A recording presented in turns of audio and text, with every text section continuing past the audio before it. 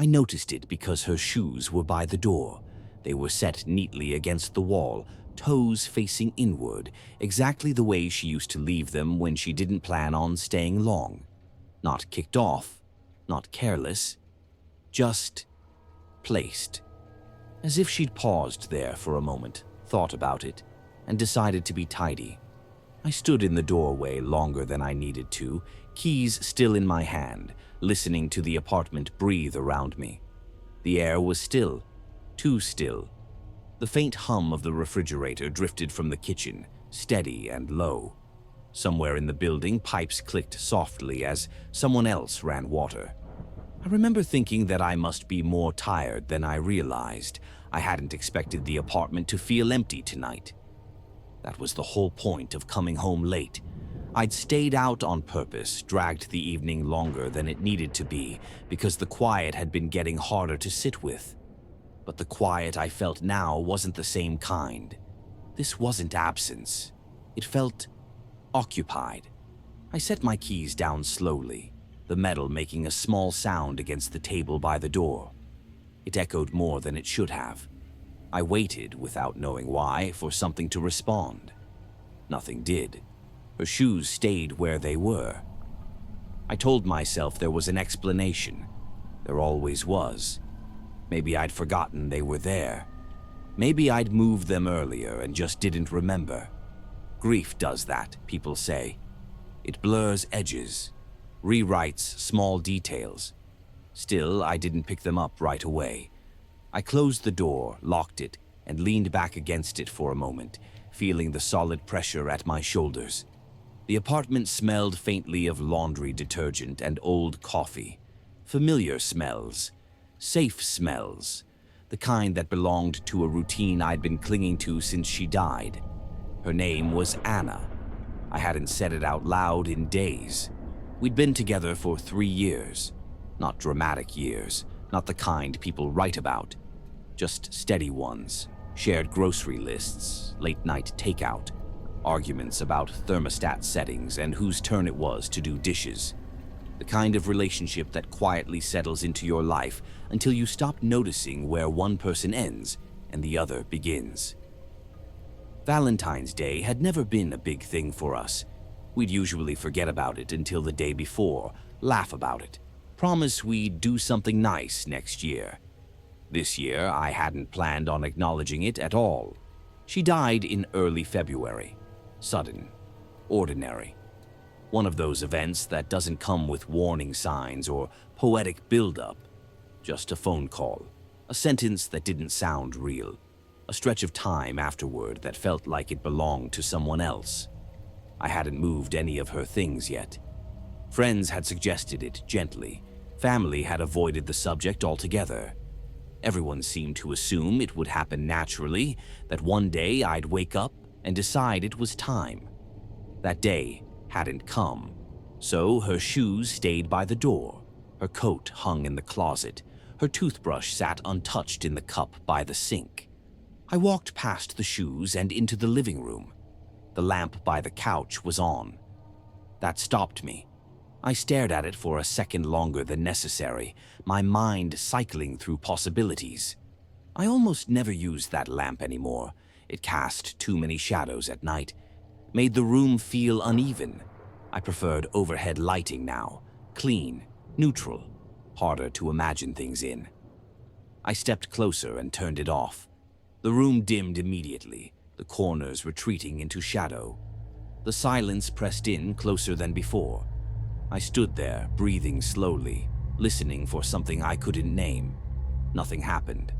I told myself to stop, to move, to act like a normal person in a normal apartment. In the kitchen, everything looked the way I'd left it. Clean counters, sink empty.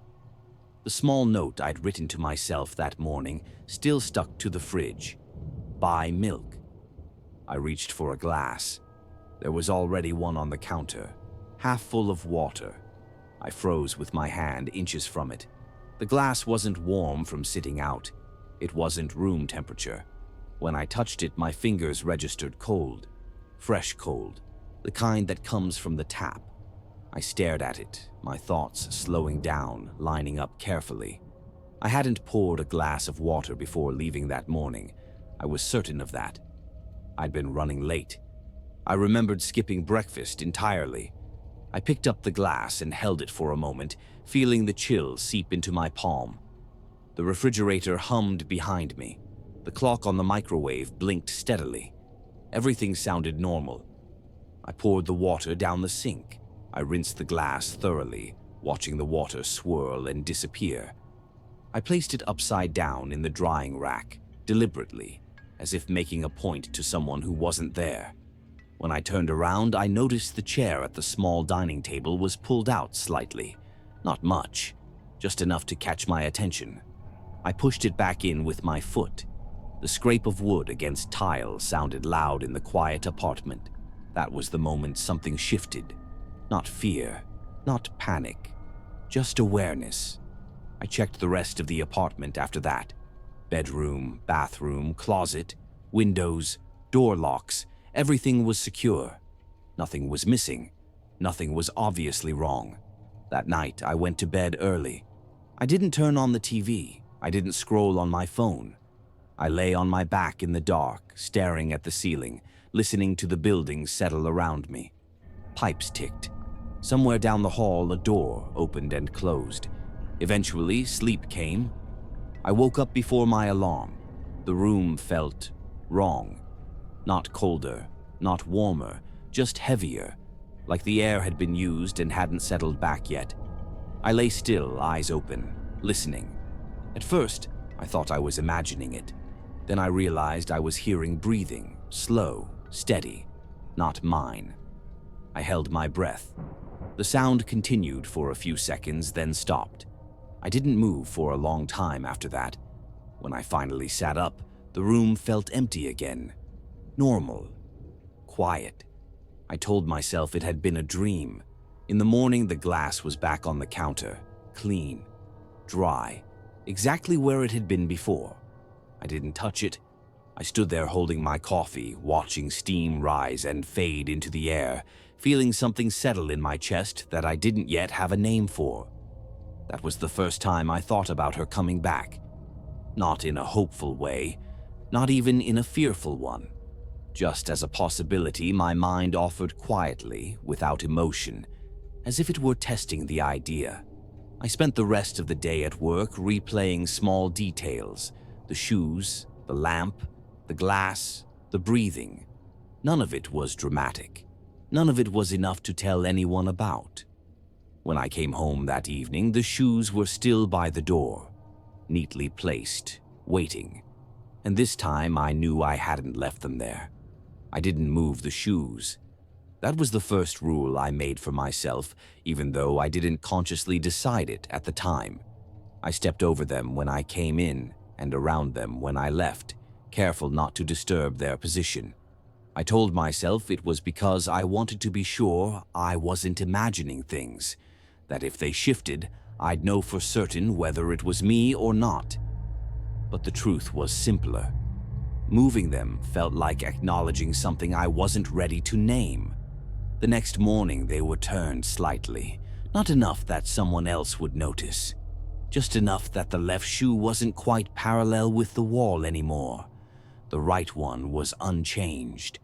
I crouched down in front of them, studying the angle like it mattered, like there was something there I could decode if I stared long enough. My heart stayed calm. That bothered me more than the change itself. I adjusted them back to how they'd been before and stood up slowly, half expecting something to react to the movement. Nothing did. At work, I found myself paying attention to patterns I'd never cared about before. The rhythm of my typing, the timing of footsteps in the hallway, the way conversations paused when someone entered a room. My mind kept circling back to the apartment, replaying it from different angles. By the time I went home that evening, I'd convinced myself there had to be an explanation. Some mechanical failure, a neighbor with a similar key, a delayed grief response that was manifesting in small hallucinations. The apartment greeted me with silence. The lamp was off. The shoes were where I'd left them. I let out a breath I hadn't realized I was holding. Dinner passed quietly. I ate standing at the counter, not wanting to sit at the table. The chair she used to favor stayed pushed in. I noticed that too. That night, I locked the bedroom door. It wasn't something I'd ever done before, not even after she died. The apartment had always felt safe in a way that didn't require thought. Locking the door felt unnecessary, almost theatrical. Still, I did it. I lay in bed, listening. Nothing happened. I slept. The next morning, the door was unlocked. I stood there, staring at the handle, my fingers resting against the cool metal. I tried to remember waking up, tried to recall the motion of turning the lock, the sound it made. There was nothing. I stood there longer than I should have, then told myself I must have done it without realizing. Muscle memory, half-asleep movements. The explanation felt thin, but I accepted it anyway. That day I found one of her hair ties on the bathroom sink. Black. Elastic stretched slightly, the way it always had been after months of use. It sat beside the faucet, dry, as if it had been placed there intentionally. I picked it up and turned it over in my fingers. I had thrown all of those away. I was sure of it. I didn't remember doing it, but I remembered the decision. The quiet moment in the bathroom weeks earlier, standing over the trash can, knowing I couldn't keep finding them everywhere, that it hurt more to leave them than to let them go. I set the hair tie back down exactly where I'd found it. I started noticing smells after that. Not strong ones, not obvious, just faint traces that didn't belong. A hint of her shampoo in the hallway, her laundry detergent lingering in the bedroom long after I'd washed the sheets. At first, I assumed my mind was filling in gaps. Scent is tied to memory. Everyone knows that. But the smells didn't behave like memories. They came and went, shifted locations, appeared where they shouldn't. One evening I came home to find the bedroom window cracked open, just an inch. I stood there staring at it, feeling the cold air spill in around my fingers when I touched the glass. I never opened that window. It faced the alley. The view was nothing but brick and darkness. I closed it and locked it. That night I dreamed of Anna standing in the hallway. She wasn't facing me. She was turned toward the bathroom, her head tilted slightly, as if listening to something through the wall. She looked exactly the way she had the last time I saw her alive. Same sweater, same loose hair. I tried to speak, but my mouth wouldn't open. She didn't turn around. When I woke up, the smell of her shampoo was strongest it had been yet. I didn't tell anyone about any of this. Saying it out loud felt dangerous. Like putting words to it would make it real in a way I couldn't undo. So I kept it contained, observed, documented. I started taking photos before leaving the apartment. The shoes, the table, the bedroom door. I didn't know what I was expecting to catch, but it made me feel more in control. Sometimes nothing changed. Sometimes small things did. A pillow slightly indented when I got home. A cabinet door left open a few inches. The bathroom mirror wiped clean in a rough oval, as if someone had leaned close to it. I stopped sleeping through the night. Not because I was afraid exactly, more because I felt watched. Not in an aggressive way, not predatory, familiar. Like the sense you get when someone you know is standing just outside your field of vision. On February 14th, I came home later than usual. I hadn't planned it. I just stayed at the office, letting the hours stretch, until the date on my phone felt distant enough not to matter. When I unlocked the door, the apartment was lit. Not brightly, softly. The living room lamp was on. The kitchen light glowed low, casting shadows across the floor. The shoes were gone. I stood there, keys still in my hand, my pulse finally beginning to pick up. I stepped inside slowly. The dining table was set for two. Not elaborately. No candles, no flowers. Just two plates, two glasses, silverware placed neatly on either side. My chest felt tight, but my thoughts stayed strangely clear. This wasn't random. This wasn't confusion. Someone had planned this. I moved closer to the table. One of the glasses was half full of water. The other was empty. On the empty plate, resting neatly in the center, was her ring. The one she always wore on her right hand. Simple, thin band. Slight scratch near the edge from when she dropped it on the sidewalk years ago. I didn't pick it up. I didn't sit down. I stood there, breathing slowly, noticing details I hadn't allowed myself to think about before. The chair on the left, the one she used to sit in, was pulled out slightly. The chair on the right was pushed in. I realized then that nothing had been done carelessly. Nothing was accidental. Whoever, or whatever this was, it remembered. Not just her. Me. I heard movement in the hallway. If you genuinely enjoy slow, unsettling horror stories, like and subscribe. Not footsteps, not a sound I could easily label. Just a shift. Fabric brushing softly against carpet. I turned my head, my body slow to follow. The hallway was empty, but the air felt different there. Warmer. Used. I didn't call out. I didn't run. I stood there, staring as a quiet understanding settled into place. This wasn't about haunting. This wasn't about grief playing tricks on me. This was about presence, about something that had never really left. I backed away from the table and went into the bedroom, locking the door behind me. My hands shook slightly as I did it, but my thoughts stayed calm. That night, I didn't sleep. Sometime just before dawn, I heard the sound again. Breathing. Right outside the door. Slow. Familiar. Patient. And I understood something then that made my stomach turn cold. It wasn't waiting to scare me. It was waiting for me to acknowledge it. I stayed awake until the light outside the window shifted from black to gray.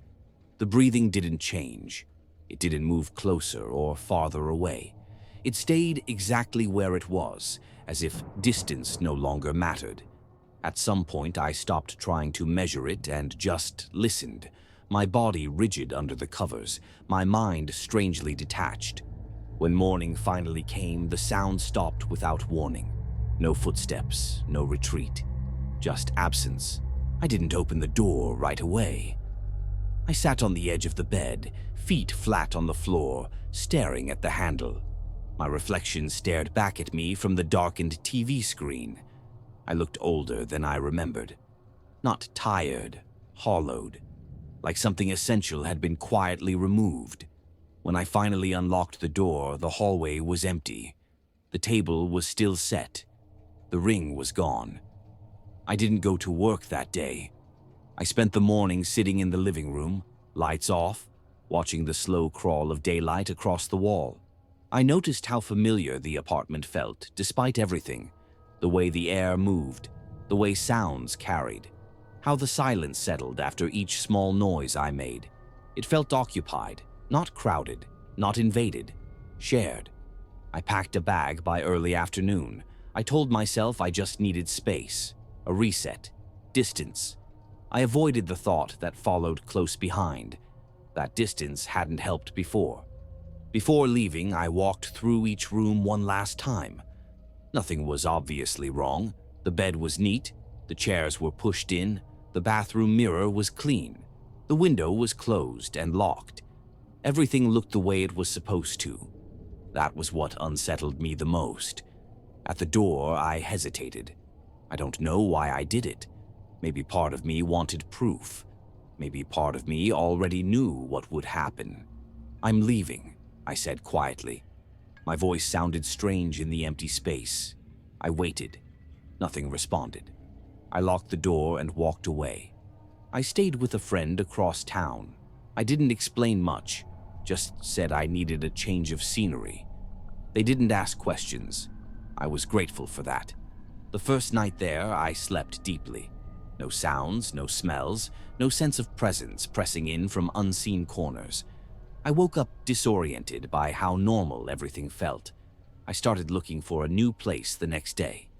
I found one quickly, smaller, brighter.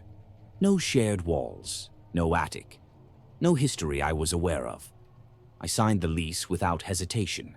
Moving out felt clinical. I took what I needed, left behind things that carried too much weight. I didn't look up at the ceiling once. The apartment stayed quiet the entire time. No signs of resistance, no reminders. That should have felt like relief. It didn't. The new place felt different right away. Cleaner, lighter. The silence behaved the way silence should. When I moved, it moved with me. When I stopped, it settled. I told myself it was over. For a while, it seemed like it was. Weeks passed without incident. I unpacked. I established routines. I stopped checking locks compulsively. I slept with the bedroom door open again. On Valentine's Day, I worked late without realizing the date. When I got home, I found the apartment exactly as I'd left it. I stood there longer than necessary, letting that sink in. That night, I dreamed of Anna again. She was sitting at the edge of the bed, facing away from me. She didn't speak. She didn't turn around. She just sat there, still and patient, like she always had been when she was waiting for me to say something first. When I woke up, the room was empty, but the air smelled faintly of her shampoo. It was barely noticeable, easy to dismiss. I stayed still, listening. Nothing else happened. I don't talk about this anymore. I don't try to explain it. I don't look for answers.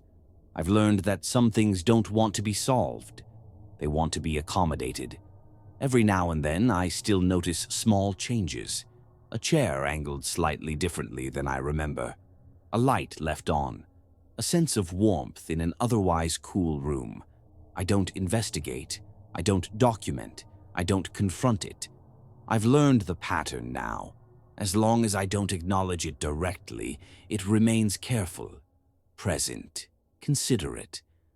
And sometimes, late at night, when the apartment is quiet in that familiar way, I realize something that still makes my chest tighten. It isn't trying to scare me. It never was. It's just waiting. And it knows I remember.